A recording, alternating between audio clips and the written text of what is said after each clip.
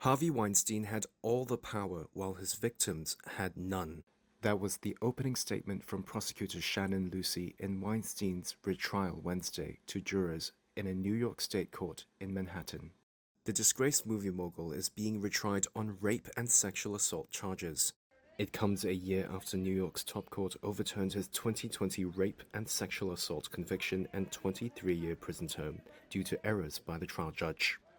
Lucy, the prosecutor, said Weinstein exploited his status as a Hollywood gatekeeper and power broker to prey upon and sexually abuse women.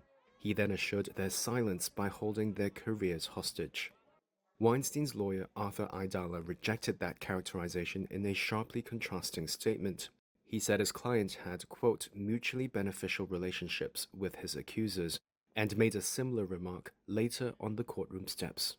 We don't believe they're victims at all, and I think the evidence is going to show that they're not victims, that in fact they were willing participants in a mutually beneficial relationship where Mr. Weinstein would help them with certain things in their lives, and in return they would spend quality time with him in a romantic way.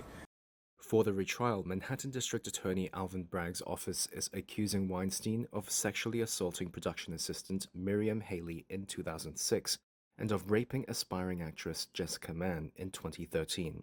These were charges he was convicted of in the first trial.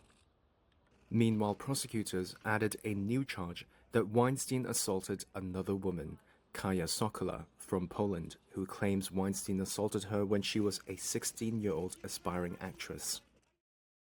Weinstein's 2020 conviction had been a milestone for the Me Too movement.